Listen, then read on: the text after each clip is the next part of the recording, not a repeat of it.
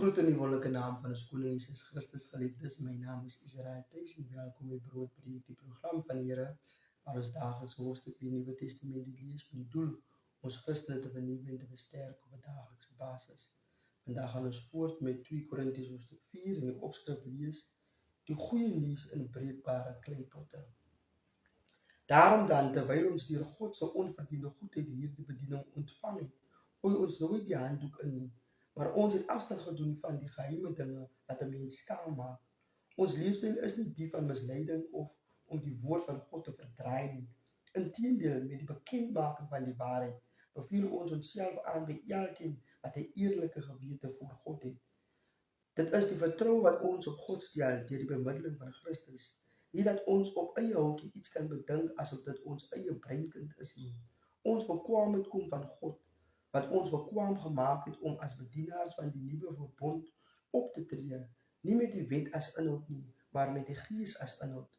Want die geskrewe letter maak dood, maar die gees maak lewend.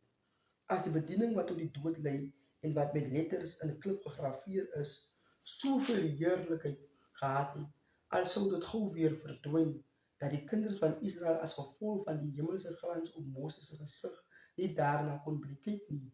Hoeveel groter sal die heerlikheid van die bediening deur die Gees dan nie wees nie? As die bediening wat veroordeel dan met heerlikheid gepaard gaan, soveel te meer oortref die bediening van die vryspraak dit in heerlikheid. Want wat vroeër verheerlik was, verdof totaal wanneer dit vergelyk word met die alles oortreffende heerlikheid van die Here.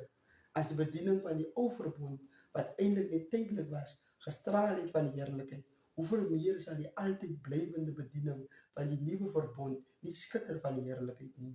Terwyl ons so 'n verwagting koester, doen ons ons werk met groot vrymoedigheid.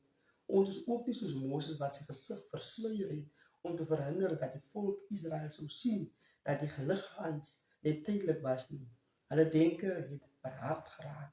Tot vandag toe is hulle gedagtes versluier as hulle die Ou Testament lees. Daardie sluier word net eenvoudig nie verwyder nie, omdat dit net Christus is wat dit geheel en al vernietig. Tot vandag toe nog, elke keer as Moses voorgelees word, lê daar 'n sluier oor hulle harte. Van Moses word egter in die skrif gesê, elke keer as hy hom na die Here toe draai, verwyder hy die sluier. Die Here dui hier op die Gees, en waar die Gees van die Here is, heers daar vryheid. Ons almal weerspieël die heerlikheid van die Here, want die sluier is van ons gesig af weggeneem. Ons word al hoe meer verander om soos die Here te lyk, met 'n heerlikheid wat steeds toeneem na mate die Here, dit is die Gees, dit aan ons gee. Amen. En daar het ons geskrewe woord van God, geliefdes. Onthou, die Here is lief vir u.